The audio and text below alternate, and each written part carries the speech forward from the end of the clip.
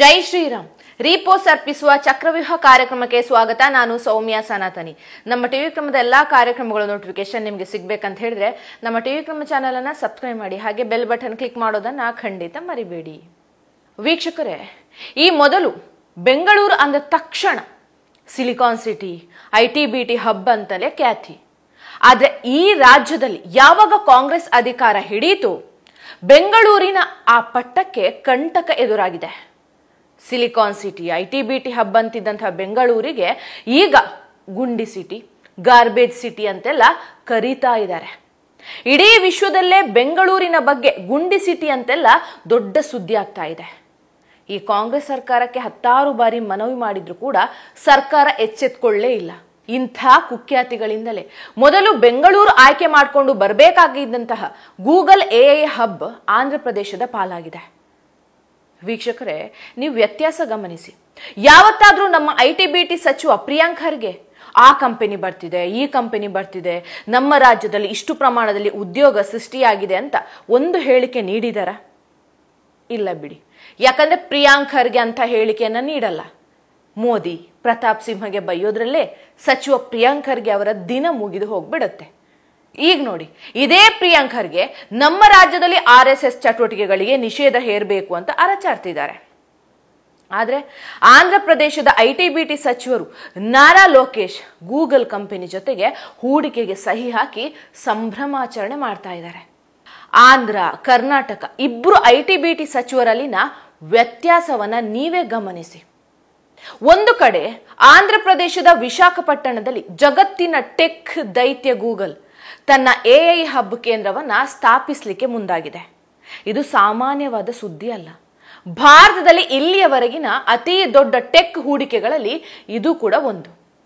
Google CEO Sundar Pichai ಅವರೇ ಖುದ್ದು ಪ್ರಧಾನಿ ನರೇಂದ್ರ ಮೋದಿ ಅವರ ಜೊತೆ ಈ ಬಗ್ಗೆ ಚರ್ಚೆ ಮಾಡಿದ್ದಾರೆ.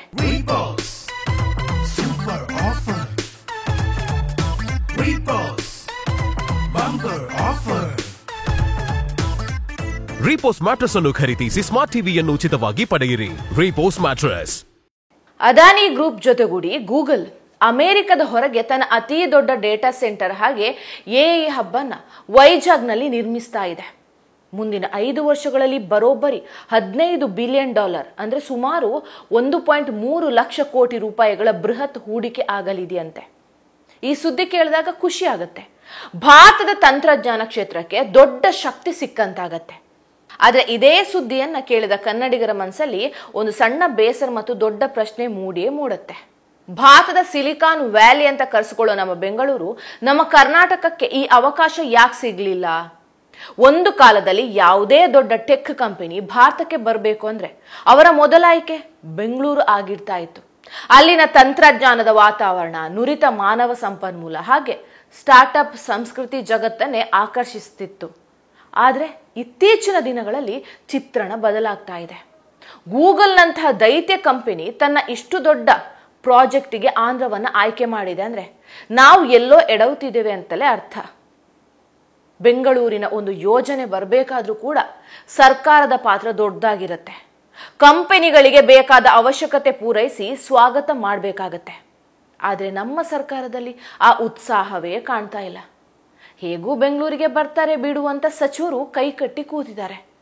ತಜ್ಞರ ಪ್ರಕಾರ ಬೆಂಗಳೂರಿನಲ್ಲಿ ಹೆಚ್ಚುತ್ತಾ ಇರುವಂತಹ ಟ್ರಾಫಿಕ್ ಸಮಸ್ಯೆ, ಗುಂಡಿ ಸಿಟಿ ಅನ್ನೋ ಕಳಂಕ, ದುಬಾರಿ ರಿಯಲ್ ಎಸ್ಟೇಟ್ ಹಾಗೆ ಮೂಲ ಸೌಕರ್ಯದ ಕೊರತೆಗಳು ದೊಡ್ಡ ಕಂಪನಿಗಳನ್ನ ಹಿಮ್ಮೆಟ್ಟಿಸ್ತಾ ಇದೆ. ಜೊತೆಗೆ ಆಂಧ್ರ ಪ್ರದೇಶದಂತಹ ರಾಜ್ಯಗಳು ಬಂಡವಾಳವನ್ನು ಆಕರ್ಷಿಸಲಿಕ್ಕೆ ವಿಶೇಷ ಸವಲತ್ತುಗಳನ್ನ, ಸುಲಭವಾಗಿ ಜಾಗ ನೀಡುವುದಾಗಿ, ವೇಗವಾಗಿ ಅನುಮತಿ ನೀಡುವುದಾಗಿ ಆಫರ್ ಮಾಡ್ತಾ ಇವೆ. ಹೀಗಾಗಿ ಗೂಗಲ್ AI ಹಬ್ ಆಂಧ್ರದ ಪಾಲಾಗಿದೆ. ಈ ಗೂಗಲ್ AI ಹಬ್ನಲ್ಲಿ ಅಲ್ಲೊಂದು ಬೃಹತ್ ಮಾದರಿಯ ಕಂಪ್ಯೂಟರ್ ವ್ಯವಸ್ಥೆ ಇರುತ್ತೆ. ಗಿಗಾಬೈಟ್ಗಳ ಸಾಮರ್ಥ್ಯದಲ್ಲಿ ಕೆಲಸ ಮಾಡುವಂಥ ದೊಡ್ಡ ವ್ಯವಸ್ಥೆ ಇದಾಗತ್ತೆ. ಇಡೀ ಜಗತ್ತಿನಲ್ಲಿ ಎಲ್ಲೆಲ್ಲೂ ಇರದಂತಹ ಅತ್ಯಾಧುನಿಕ AI ತಂತ್ರಜ್ಞಾನ ಇರುತ್ತೆ. ಇದು ಮುಂದೆ ಭವಿಷ್ಯದಲ್ಲಿ ಭಾರತದ ಅಭಿವೃದ್ಧಿಗೆ ತನ್ನದೇ ಆದ ಕಾಣಿಕೆಯನ್ನ ನೀಡುತ್ತೆ ಅಂತ ಸುಂದರ್ ಪಿಚೈ ಅವರು ತಮ್ಮ ಟ್ವಿಟರ್ನಲ್ಲಿ ಹಂಚಿಕೊಂಡಿದ್ದಾರೆ. ಸುಂದರ್ ಪಿಚೈ ಈ ಟ್ವೀಟ್ಗೆ ರಿಪ್ಲೈ ಮಾಡಿದಂಥ ಪ್ರಧಾನಿ ನರೇಂದ್ರ ಮೋದಿ ಅವರು ಭಾರತದಲ್ಲಿ ಗೂಗಲ್ ಹಬ್ ನಿರ್ಮಾಣ ಆಗ್ತಾ ಇರೋದು ನಿಜಕ್ಕೂ ಸಂತೋಷದ ವಿಚಾರ.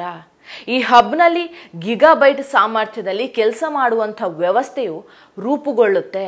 ಅದರಿಂದ ವಿಕಸಿತ ಭಾರತದ ಕನಸಿಗೆ ಹೊಸ ರೆಕ್ಕೆಯೊಂದು ಸೇರುತ್ತೆ. ಅಷ್ಟೇ ಅಲ್ಲ, ತಂತ್ರಜ್ಞಾನ ಎಲ್ಲರಿಗೂ ಸಿಗುವಂತಾಗಲಿ, ಅತ್ಯಾಧುನಿಕವಾದ ಕೃತಕ ಬುದ್ಧಿಮತ್ತೆ ತಂತ್ರಜ್ಞಾನ ಭಾರತೀಯರಿಗೆ ಸಿಗುತ್ತೆ.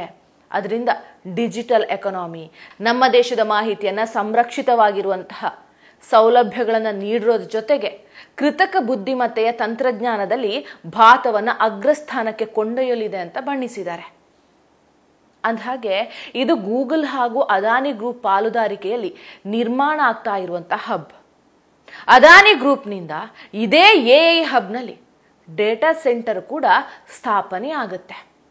ಇದು ಭಾರತದಲ್ಲಿ ಗೂಗಲ್ ಸಂಸ್ಥೆಯು ಈವರೆಗೆ ಮಾಡಿರುವಂಥ ಎಲ್ಲಾ ಹೂಡಿಕೆಗಳಿಗಿಂತ ದೊಡ್ಡ ಮಟ್ಟದ ಹೂಡಿಕೆ ಅನಿಸುತ್ತೆ. ಈ ಹಬ್ ಸ್ಥಾಪನೆಗಾಗಿ ಗೂಗಲ್ ಹಾಗೂ ಆಂಧ್ರ ಪ್ರದೇಶದ ಸರ್ಕಾರಗಳ ನಡುವೆ ಏರ್ಪಟ್ಟಿರುವಂತಹ ಒಡಂಬಡಿಕೆಗೆ ಗೂಗಲ್ ಸಂಸ್ಥೆ ಕ್ಲೌಡ್ ವಿಭಾಗದ ಸಿಇಒ ಥಾಮಸ್ ಕುರಿಯನ್ ದೆಹಲಿಯಲ್ಲಿ ನಡೆದ ಕಾರ್ಯಕ್ರಮದಲ್ಲಿ ಸಹಿ ಹಾಕಿದ್ರು. ಅಮೆರಿಕ ಬಿಟ್ಟು ಹೊರಗೆ ಸ್ಥಾಪನೆಯಾಗಿರುವಂತಹ ಅತೀ ದೊಡ್ಡ ಟೆಕ್ನಾಲಜಿ ಹಬ್ ಇದು. ಅಮೆರಿಕದಲ್ಲೇ ಹೂಡಿಕೆ ಮಾಡಿ, ಅಮೆರಿಕನರಿಗೆ ಕೆಲಸ ಮಾಡಿ ಅಂತ ಬಿಟ್ಟಿ ಬಿಲ್ಡಪ್ ತೆಗೆದುಕೊಳ್ತಾ ಇದ್ದಂಥ ಡೊನಾಲ್ಡ್ ಟ್ರಂಪ್ಗೂ ಮೋದಿ ಟಕ್ಕರ್ ಕೊಟ್ಟಿದ್ದಾರೆ. ಗೂಗಲ್ನಂತಹ ದೈತ್ಯ ಕಂಪನಿಯನ್ನ ಭಾರತಕ್ಕೆ ಆಹ್ವಾನಿಸಿ ಹೂಡಿಕೆ ಮಾಡಿಸಲಿಕ್ಕೆ ಯಶಸ್ವಿಯಾಗಿದ್ದಾರೆ. ಗೂಗಲ್ ಹೂಡಿಕೆ ಭಾರತಕ್ಕೆ ಬಂತು ಅನ್ನೋ ಖುಷಿ ಒಂದ್ ಕಡೆ ಆದರೆ, ಬೆಂಗಳೂರಿಗೆ ಕೈ ತಪ್ಪಿದ್ಯಾಕೆ ಅನ್ನೋ ಆತ್ಮಾವಲೋಕನ ಕೂಡ ನಾವು ಕನ್ನಡಿಗರು ಮಾಡ್ಕೋಬೇಕಾಗಿದೆ. ಆಂಧ್ರ ಪ್ರದೇಶದ ಚಂದ್ರಬಾಬು ನಾಯ್ಡು ಹಾಗೂ ಅವರ ಸರ್ಕಾರ ಈ ನಿಟ್ಟಿನಲ್ಲಿ ಬಹಳ ಆಕ್ರಮಣಕಾರಿಯಾಗಿ ಕೆಲಸ ಮಾಡಿ ಈ ಬೃಹತ್ ಯೋಜನೆಯನ್ನ ಸೆಳ್ಕೊಳ್ಳುವಲ್ಲಿ ಯಶಸ್ವಿ ಆಗ್ಬಿಟ್ಟಿದೆ. ಆದ್ರೆ ಈ ಬಗ್ಗೆ ನಮ್ಮ IT-BT ಸಚಿವರನ್ನ ನಾವು ಕೇಳಿದ್ರೆ ನಮ್ಮ ಜೊತೆ ಗೂಗಲ್ ಚರ್ಚೆಗೆ ಬಂದಿಲ್ಲ ಅಂತ ಹಾರಕ್ಕೆ ಉತ್ತರ ನೀಡ್ತಾರೆ. ಪ್ರಿಯಾಂಕ್ ಖರ್ಗೆ ಅವರೇ, ಕಳೆದ ಕೆಲ ವರ್ಷದಿಂದಲೇ ಗೂಗಲ್ ಹೂಡಿಕೆ ಬಗ್ಗೆ ಚಿಂತನೆ ನಡೆಸಿದೆ ಅನ್ನೋ ಸುದ್ದಿ ದೇಶದಾದ್ಯಂತ ಚರ್ಚೆಯಲ್ಲಿತ್ತು. ಆದ್ರೂ ನೀವು ಯಾಕೆ ಗೂಗಲ್ ಸಂಸ್ಥೆಯನ್ನ ಸಂಪರ್ಕ ಮಾಡಲಿಲ್ಲ? ನೀವೇ ಒಂದು ಗೂಗಲ್ ಜೊತೆ ಮಾತಾಡಿ ನಮ್ಮಲ್ಲಿರುವ ಮೂಲ ಸೌಕರ್ಯಗಳ ಬಗ್ಗೆ ವಿವರಿಸಿದ್ರೆ ಗೂಗಲ್ ನಮ್ಮ ರಾಜ್ಯದಲ್ಲಿ ಹೂಡಿಕೆ ಮಾಡಬಹುದಿತ್ತೋ ಏನೋ ಅಲ್ವಾ? ಅದು ಗೂಗಲ್ ಆಂಧ್ರದ ಜೊತೆ ಡೀಲ್ ಮಾಡ್ಕೊಂಡ ಮೇಲೆ ಅವರು ನಮ್ಮ ಜೊತೆ ಚರ್ಚೆಗೆ ಬಂದಿಲ್ಲ ಅಂದ್ರೆ ಏನ್ ಪ್ರಯೋಜನ ಹೇಳಿ? ನೀವು RSS ಬಗ್ಗೆ ತಲೆ ಕೆಡಿಸ್ಕೊಂಡಷ್ಟು ನಿಮ್ಮ ಇಲಾಖೆ ಬಗ್ಗೆ ತಲೆ ಕೆಡಿಸ್ಕೊಂಡಿದ್ರೆ ಗೂಗಲ್ ಆಂಧ್ರದ ಪಾಲಾಗ್ತಾ ಇರ್ಲಿಲ್ಲ ಅನ್ನೋದು ಕಟು ಸತ್ಯ. ಬೆಂಗಳೂರಿನ ಗುಂಡಿ ಬಗ್ಗೆ, ಕಸದ ಸಮಸ್ಯೆ ಬಗ್ಗೆ ಜನಸಾಮಾನ್ಯರು ಮಾತ್ರ ಅಲ್ಲ, ಹಲವು ಉದ್ಯಮಿಗಳು ಧ್ವನಿ ಎತ್ತಿದ್ರು. ಉದಾಹರಣೆಗೆ ಮೋಹನ್ ದಾಸ್ ಪೈ, ಕಿರಣ್ ಮಜುಂದಾರ್ ಶಾ ಸೇರಿ ಹಲವರು ಸರ್ಕಾರಕ್ಕೆ ಚಾಟಿ ಬೀಸ್ತಲೇ ಇದ್ದಾರೆ. ಆದರೆ ಸರ್ಕಾರ ಇದ್ಯಾವುದನ್ನ ಗಂಭೀರವಾಗಿ ಪರಿಗಣಿಸಲೇ ಇಲ್ಲ. ಹೀಗಾಗಿ ಇವತ್ತು ರಾಜ್ಯ ಸರ್ಕಾರಕ್ಕೆ ವಾರ್ಷಿಕ 10,000 ಕೋಟಿ ರೂಪಾಯಿ ಬರುವಂತಹ ಗೂಗಲ್ AI ಹಬ್ ಕರ್ನಾಟಕದ ಕೈ ತಪ್ಪಿದೆ. ಗೂಗಲ್ AI ಹಬ್ ಬೆಂಗಳೂರಿಗೆ ಬಂದಿದ್ರೆ ಕನಿಷ್ಠ 30,000 ಉದ್ಯೋಗಗಳು ಸೃಷ್ಟಿಯಾಗ್ತಾ ಇದ್ವು. ಜೊತೆಗೆ ಬೆಂಗಳೂರಿನಲ್ಲಿ ಈಗಾಗಲೇ ಇರುವಂತಹ ಗೂಗಲ್ನಂತೆಯೇ ಗೂಗಲ್ AI ಹಬ್ ಕೂಡ ದೊಡ್ಡ ಹೆಗ್ಗಳಿಕೆ ಆಗ್ತಾ ಇತ್ತು. ಈಗ ಬೆಂಗಳೂರಿನ ಪಣತ್ತೂರು, ವರ್ತೂರು ಭಾಗದಲ್ಲಿ IT ಉದ್ಯೋಗಿಗಳೇ ಹೆಚ್ಚು. ಈ IT ಉದ್ಯೋಗಿಗಳ ಒಂದು ಅಸೋಸಿಯೇಷನ್ ಇದೆ. ನಿನ್ನೆ ಅವರೆಲ್ಲರೂ ಸರ್ಕಾರಕ್ಕೆ ಪತ್ರ ಬರೆದು ಮೊದಲು ರಸ್ತೆ ಗುಂಡಿ ಕಸದ ಸಮಸ್ಯೆಗಳು ಬಗೆಹರಿಸಿ ಆಮೇಲೆ ನಾವು ತೆರಿಗೆ ಕಟ್ತೀವಿ ಅಂದಿದ್ದಾರೆ. ಈ ಅಸೋಸಿಯೇಷನ್ ಅಲ್ಲಿ ಇರುವವರಿಂದಲೇ 800 ಕೋಟಿ ರೂಪಾಯಿ ತೆರಿಗೆ ಬರುತ್ತೆ. ಈಗ ನಾವು ತೆರಿಗೆ ಕಟ್ಟಲ್ಲ ಅಂತ CM DCMಗೆ ಪತ್ರ ಬರೆದಿದ್ದಾರೆ. ಹೀಗಾದ್ರೆ ಮುಂದಿನ ದಿನಗಳಲ್ಲಿ ಬೆಂಗಳೂರಿನ ಗತಿಯನ್ನು ನೀವೇ ಯೋಚಿಸಿ. ಬೆಂಗಳೂರಿನಲ್ಲೇ ಮೂಲ ಸೌಕರ್ಯಗಳ ಕೊರತೆಯಿಂದಾಗಿ ಉದ್ಯಮಿಗಳು ಕೈ ತಪ್ಪಿವೆ ಅಂದ್ರೆ ಉತ್ತರ ಕರ್ನಾಟಕದ ಪರಿಸ್ಥಿತಿ ಕೇಳೋರೇ ಇಲ್ಲ. ಈಗಲೂ ಉತ್ತರ ಕರ್ನಾಟಕದಲ್ಲಿ ಗುಳೆ ಪರಿಸ್ಥಿತಿ ನಿಂತಿಲ್ಲ. ಯಾಕೆ ಹೇಳಿ? ಬೇಸಿಗೆ ಕಾಲದಲ್ಲಿ ಕೆಲಸವೇ ಇರಲ್ಲ, ಮಳೆಗಾಲದಲ್ಲಿ ಕೃಷಿ ಕೆಲಸ ಮಾಡುವ ಜನರು, ಅದಾದ ಬಳಿಕ ಉತ್ತರ ಕರ್ನಾಟಕದ ಜನರಿಗೆ ಕೆಲಸವೇ ಇರಲ್ಲ. ಹೀಗಾಗಿ ಗೋವಾ, ಮಹಾರಾಷ್ಟ್ರ, ಬೆಂಗಳೂರಿಗೆ ಕೆಲಸ ಹುಡುಕಿ ಬರ್ತಾರೆ. ನಮ್ಮ ಸರ್ಕಾರಗಳು ಬದ್ಧತೆ ಇಟ್ಕೊಂಡು ಕೆಲಸ ಮಾಡಿದಿದ್ರೆ ಬೆಂಗಳೂರು ಮಾತ್ರ ಅಲ್ಲ, ಉತ್ತರ ಕರ್ನಾಟಕದಲ್ಲೂ ಉದ್ಯಮಗಳನ್ನು ಸ್ಥಾಪನೆ ಮಾಡಬಹುದು. ಆದ್ರೆ ಈ ಕಾಂಗ್ರೆಸ್ ಸರ್ಕಾರಕ್ಕೆ, ಆ ಪ್ರಿಯಾಂಕ್ ಖರ್ಗೆಗೆ ರಾಜ್ಯದ ಅಭಿವೃದ್ಧಿ ಬಗ್ಗೆ ಯೋಚನೆ ಇಲ್ಲ. ಅವ್ರಿಗೇನಿದು RSS ಬಗ್ಗೆ, ಅಧಿಕಾರದ ಬಗ್ಗೆ ಮಾತ್ರ ಯೋಚನೆ. ಎಂಥವರನ್ನ ಆರಿಸಿ ಕಳಿಸಿದ್ದೇವೆ ನೋಡಿ ನಾವು. ಛೇ. Repos Super Offer. Repos Bumper Offer. Repose mattress ಅನ್ನು ಖರೀದಿಸಿ ಸ್ಮಾರ್ಟ್ ಟಿವಿಯನ್ನು ಉಚಿತವಾಗಿ ಪಡೆಯಿರಿ. ರೀಪೋಸ್ ಮ್ಯಾಟ್ರೆಸ್. ಟಿವಿ ವಿಕ್ರಮ, ದೇಶ ನಿಮ್ಮ ಕೈಯಲ್ಲಿ. ಈ ಕಾರ್ಯಕ್ರಮ ನಿಮಗೆ ಇಷ್ಟ ಆಗಿದ್ದಲ್ಲಿ ಲೈಕ್, ಶೇರ್ ಹಾಗೂ ಕಮೆಂಟ್ ಮಾಡಿ. ಟಿವಿ ವಿಕ್ರಮದ ಕಾರ್ಯಕ್ರಮಗಳನ್ನು ನಿರಂತರವಾಗಿ ವೀಕ್ಷಿಸಲು ಸಬ್ಸ್ಕ್ರೈಬ್ ಮಾಡಿ, ಬೆಲ್ ಐಕನ್ ಒತ್ತಿ.